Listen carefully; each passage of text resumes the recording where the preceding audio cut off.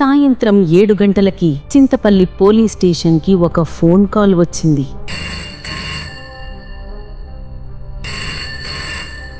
Hello sir, Chintapalli police స్టేషనా? చెప్పండి, ఏం జరిగింది? నా పేరు శంకర్ సార్. వెంకటంపేట నుండి నర్సర్లపల్లికి వస్తుంటే మూలమలుపు ఉంది కదా సార్, అక్కడ ఘోరంగా యాక్సిడెంట్ అయింది.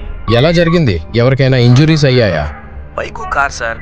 బైక్ మీద వచ్చిన ఆయన స్పాట్ అవుట్, కార్ లో వచ్చిన ఆయన్ని పట్టుకున్నాం సార్. ఓకే శంకర్, మేము వెంటనే మా టీంని పంపిస్తున్నాము. సరే సార్, మీరు వచ్చే వరకు వాడు పారిపోకుండా ఇక్కడే ఉంటాము. ఓకే శంకర్. చెప్పినట్టుగా కొద్ది నిమిషాల్లోనే ఎస్ఐ గారితో పాటు మరో 4 కానిస్టేబుళ్లు సంఘటనా స్థలానికి చేరుకున్నారు.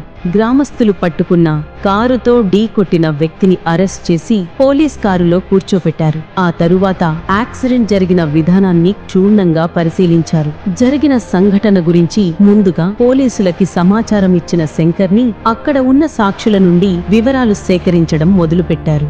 మీలో స్టేషన్ కి కాల్ చేసింది ఎవరు? నేనే సార్. చెప్పు, యాక్సిడెంట్ ఎలా జరిగింది? ఈ రోడ్డు పక్కనున్నది మా బాయే సార్. బోర్ మోటార్ది స్టార్టర్ ఖలామైందని ఎలక్ట్రీషియన్ సీనన్ అని పిలుచుకొచ్చి నేను మా అన్న కొడుకు రిపేర్ చేపిస్తున్నాం సార్. ఇంతాలనే బండ్లు గుద్దుకున్నట్లు గట్టిగా సౌండ్ వచ్చింది. ఏమైందని వచ్చి చూస్తే అగో బైకాడ పడున్నది. కార్ గుంతలకి దిగింది. ఎట్లా తగిలిండో మనిషి గాని పాపం సార్, తల మొండెం అబ్బా ఘోరం సార్. మేమిటు చూస్తుండగానే రోడ్డు మీద పోయేటోళ్ళు కారులో నుండి గుంజి ఆడ కూసోబెట్టిండ్రు సరిగా. అంతే, వెంటనే అంబులెన్స్కు మన పోలీస్ స్టేషన్కు ఫోన్ చేసిన సార్.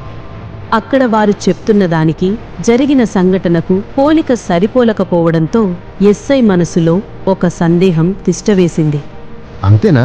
అంతే సార్. ఇంకెవరైనా ఉన్నారా ప్రత్యక్షంగా చూసిన వారు? ఒకరున్నారు సార్.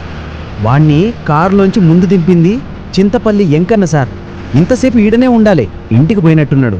ఇలా సంఘటన స్థలంలో ఉన్నవారు చెప్పిన ప్రతి మాటను, జరిగిన తీరును పోలీసులు జాగ్రత్తగా నోట్ చేసుకున్నారు. సరే, రేపొకసారి పోలీస్ స్టేషన్ కు రమ్మన్నానని ఎంకనకు చెప్పి నువ్వు కూడా ఆయన వెంటరా. సరే సార్. వన్నట్టు సార్. ఇదంతా క్లియర్ చేయించరా. సరే సార్. మేము వాడిని తీసుకుని స్టేషన్ కి వెళ్తున్నాం అని చెప్పి అక్కడి నుండి ఆ వ్యక్తిని తీసుకుని పోలీస్ స్టేషన్కి బయలుదేరారు పోలీసులు.